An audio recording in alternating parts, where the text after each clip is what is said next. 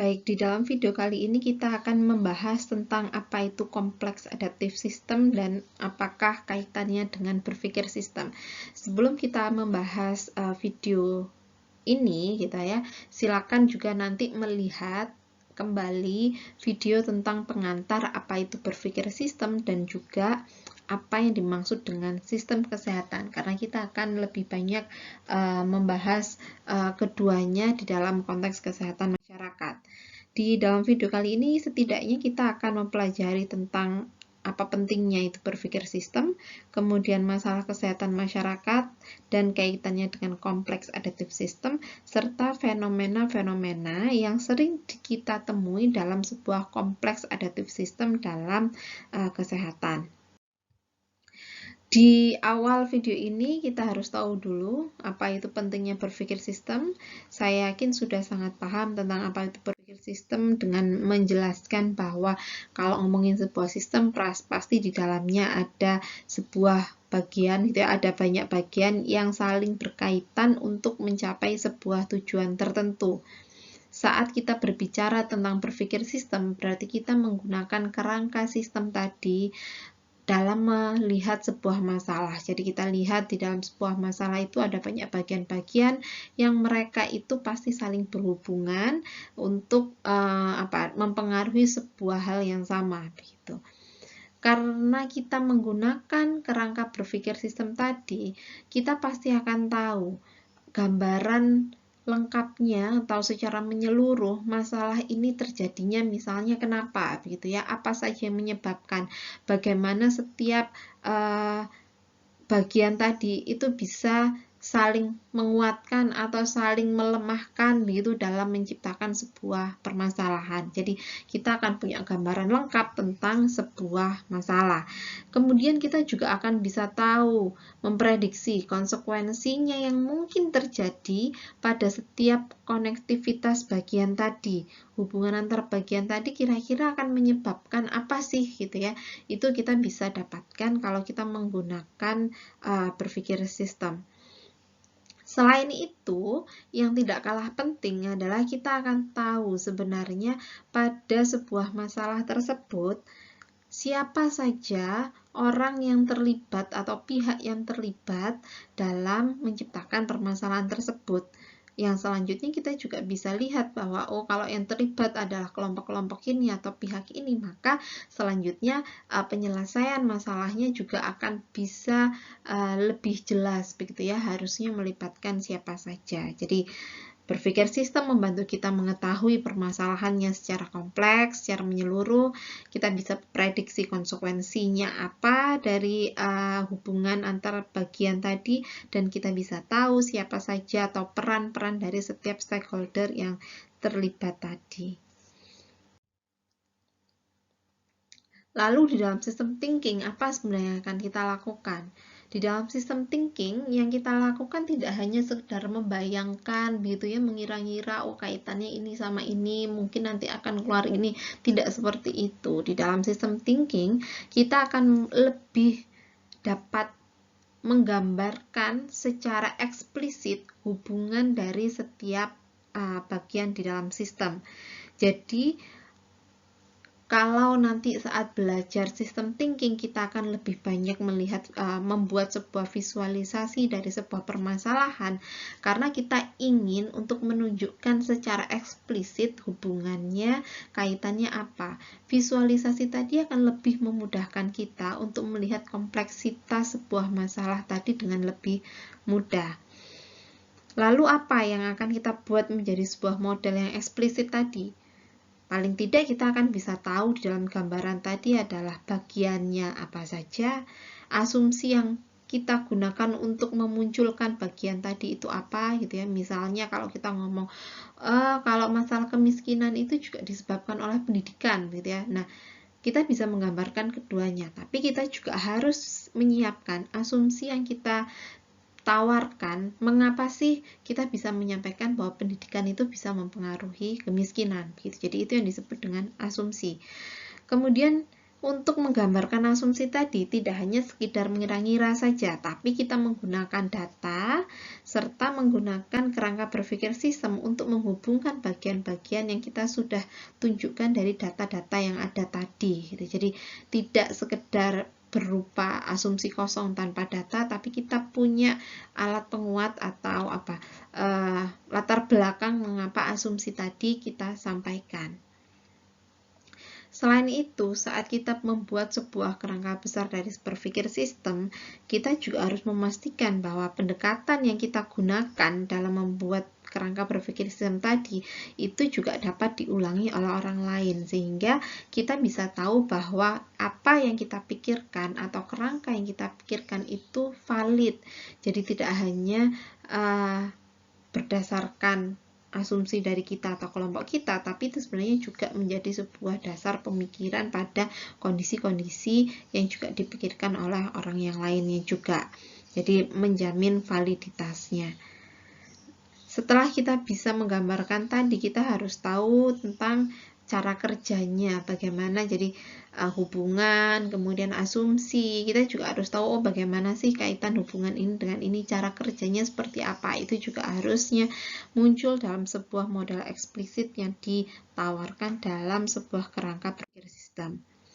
Lalu kapan berpikir sistem itu harus dilakukan? Jadi pada setiap saat, apapun masalahnya gitu ya, berpikir sistem itu harus selalu digunakan, karena kita tahu bahwa kaitan setiap peristiwa dengan peristiwa lainnya itu pasti akan berkaitan, ada historisnya gitu. Itu nanti salah satu yang kita bahas di fenomena dalam berpikir sistem gitu ya.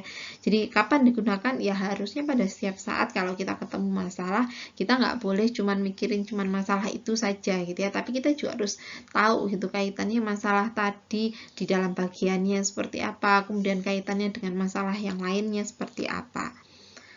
Dengan begitu kita bisa menggambarkan intervensi yang paling cocok itu yang harusnya digunakan apa sih konsekuensinya kalau menggunakan intervensi ini untuk masalah ini, apakah kaitannya dengan masalah yang lainnya gitu ya, bagian dalam sistemnya bagaimana gitu yang harusnya kita bisa gambarkan.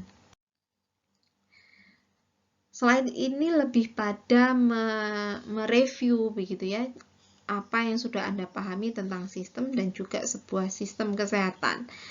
Kalau tadi kita sudah banyak berbicara tentang sistem, sekarang kita harus juga ingat bahwa yang disebut dengan sistem kesehatan itu tidak hanya tentang sistem pelayanan kesehatan saja, tapi di dalam sebuah sistem kesehatan itu juga kita ngomongin ada sistem kesehatan masyarakat, ada juga kaitannya dengan kesehatan populasi begitu. Jadi kalau dalam permasalahannya misalnya kondisi yang sekarang paling banyak diomongin kan COVID gitu ya, menyelesaikan COVID, bikinlah sebuah rawat inap yang banyak untuk menampung pasien COVID begitu ya. Ya tidak bisa seperti itu, karena di dalam menyelesaikan masalah COVID pasti kita juga akan ngomongin ada unsur kesehatan masyarakatnya, ada bagaimana mencegahnya begitu ya, prevensinya tadi. Lalu kita juga ngomongin tentang populasinya, bagaimana sih karakteristik populasinya, apa yang terjadi pada masalah populasi tadi.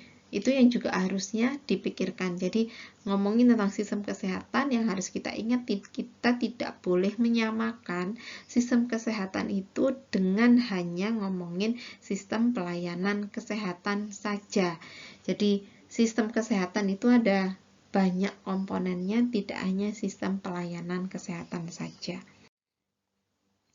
Kalau teman-teman ingat dengan gambar ini, begitu ya, gambar yang atas itu adalah sebuah framework atau kerangka yang disampaikan oleh WHO untuk membantu sebuah negara melakukan penguatan sistem kesehatan. Di dalam framework yang ditawarkan WHO ini, itu terkesan simplifikasi begitu ya.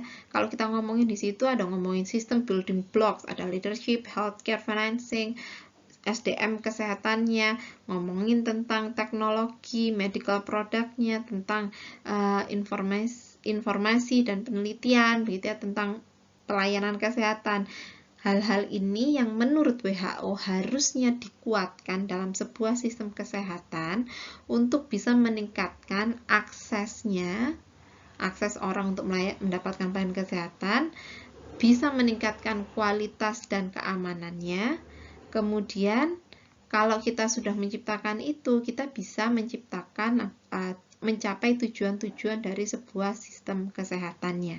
Itu yang disampaikan oleh WHO. Tapi sebenarnya yang disampaikan WHO tidak semata-mata gambarnya seperti ini, berarti sistem yang harus diperbaiki adalah ini saja, begitu. Tapi kita juga harus tahu di dalam setiap sistem tadi itu ada beberapa hal yang harus dikaitkan, begitu ya. Oke, jadi dalam melihat gambar yang disampaikan oleh WHO ini, jangan membuat cara berpikir Anda menjadi lebih tersimplifikasi begitu, bahwa harusnya diperbaikin ini gitu ya. Ya memang yang ditunjukkan adalah apa saja yang harusnya diperbaiki, tujuannya apa begitu. Tapi Anda harus ingat pada setiap bagian ini itu ada hal atau interaksi yang terjadi di dalamnya begitu. Kalau bisa digambarkan lebih rinci lagi, itu seperti gambar yang ada di bawah. Di situ kita bisa tahu bahwa dalam sebuah sistem kesehatan itu paling nggak ada masyarakat yang terlibat, ada negara. Di dalam negara itu pun juga ada politikusnya, ada juga LSM atau lembaga-lembaga informal lainnya, begitu, ada juga tenaga kesehatannya gitu. Nah, ketiga pihak ini dalam 3 stakeholder ini, kalau kita disebutnya stakeholder begitu, itu lebih banyak interaksi yang terjadi. Dan interaksi yang terjadi itu pasti akan melibatkan hal-hal yang tadi disampaikan sebagai sebuah sistem building blocks.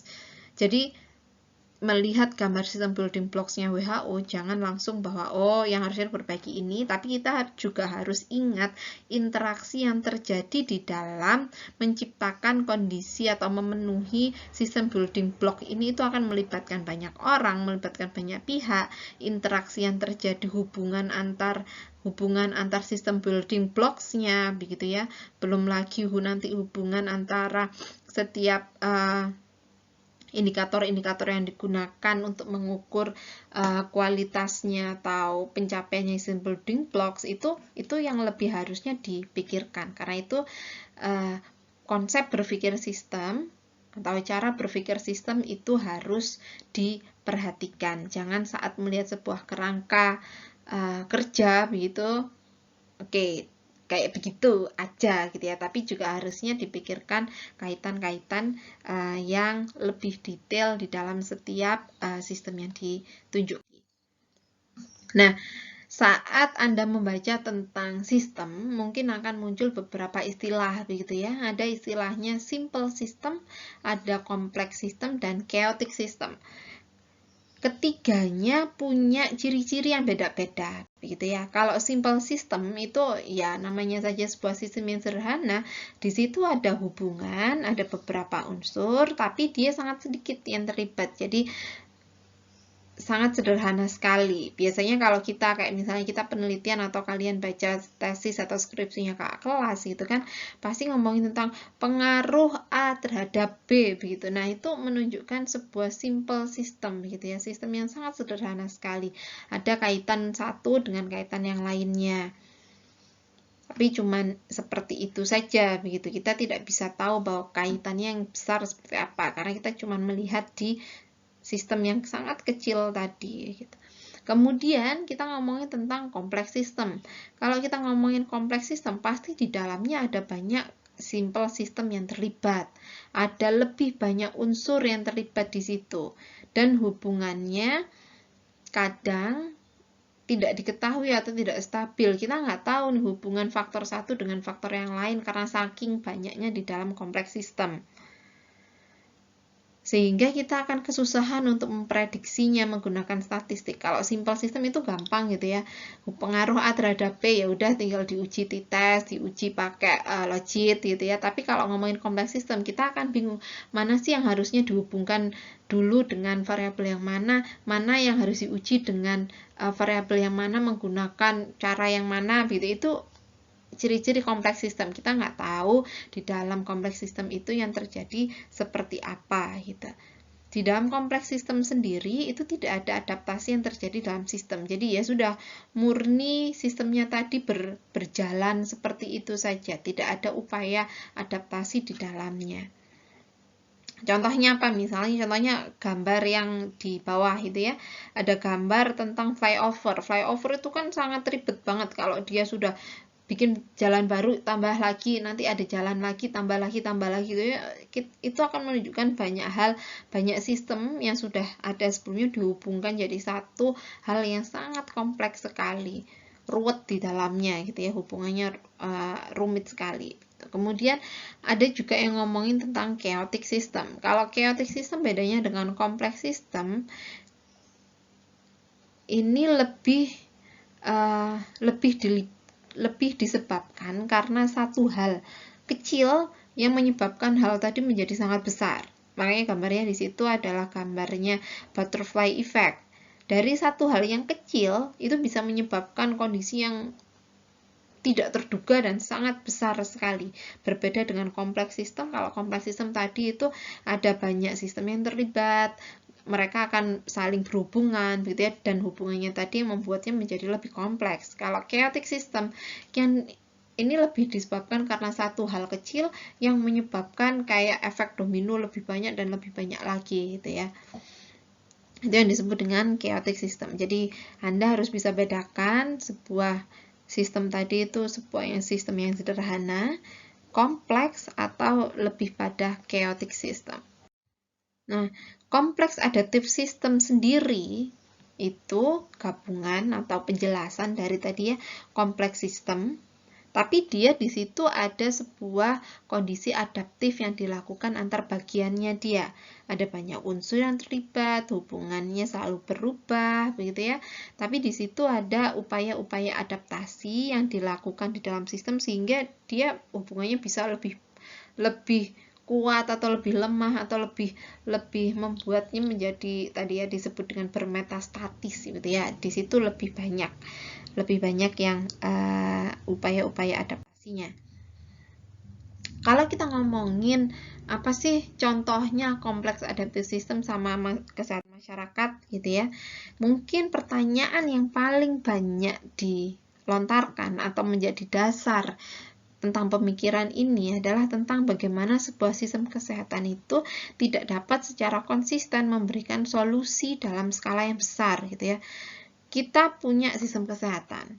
Kita sudah tahu bahwa di dalam sistem kesehatan tadi permasalahannya apa, kemudian dari berbagai macam lesson learn yang sudah ada, sudah diuji coba, kita bisa tahu intervensi yang cocok apa, tapi kenapa saat intervensi tadi dilakukan di dalam sebuah sistem, itu tidak bisa menghasilkan outcome yang diharapkan. Atau pada sebuah sistem yang isinya adalah kondisi masyarakat kelompok rentan, kelompok miskin, kelompok orang-orang dari low and middle income countries, atau orang-orang dengan permasalahan global health kayak migrasi begitu ya, atau kayak yang dengan humanitarian setting begitu. Kenapa kok tidak bisa berhasil? Karena kita umumnya sering menggunakan yang disebut dengan conventional pathway. Kalau kita mau melakukan sebuah intervensi begitu ya, oh di sini permasalahannya adalah tingginya angka kematian ibu. Oh, kalau dari penelitian sebelumnya tingginya angka kematian ibu itu bisa kita perbaiki dengan memberikan apa misalnya ANC 10 kali atau 12 kali ANC begitu ya. Itu di negara lain udah dicek, diintervensi, berhasil, dihitung cost efektif atau tidak. Cost efektif itu murah, kaitannya murah dengan efektivitasnya, apakah satu intervensi itu murah dan efektif begitu ya. Kemudian karena di negara lain berhasil, saya akan menentukan target untuk negara saya dengan menggunakan intervensi tadi. Saya sudah tahu intervensinya, saya sudah tahu targetnya berapa, saya tinggal cari dana gitu, cari uang untuk membiayai. Kemudian dilakukan intervensinya sesuai dengan alur atau guideline yang sudah ada sebelumnya tadi. Itu adalah sebuah conventional pathway.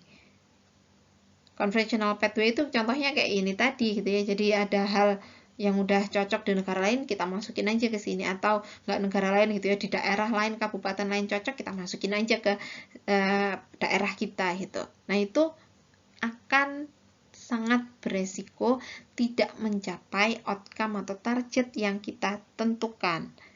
Sangat konvensional sekali karena tidak memikirkan bahwa sebuah sistem kesehatan itu dia ada bersifat kompleks dan dia juga bersifat adaptif. Misalnya ini gitu ya, contohnya. Kita tahu bahwa lockdown gitu ya, banyak negara sudah melakukan lockdown dan berhasil. New Zealand lockdown berhasil mengendalikan kasus gitu. Kemudian mana lagi? Korea Selatan gitu ya. Semuanya kan awal-awalnya lockdown begitu ya. Dan di dalam penjelasannya WHO sendiri juga ada gitu. Kalau lockdown itu harusnya kayak apa begitu.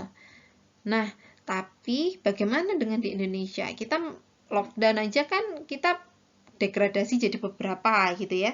Mulai dari yang PPKM, PSBB mikro, kemudian apalagi sampai yang terakhir sekarang yang PPKM mikro gitu kan. Istilahnya kan berbeda-beda tapi sebenarnya maksudnya membatasi mobilitas orang begitu kan, membatasi orang keluar rumah gitu.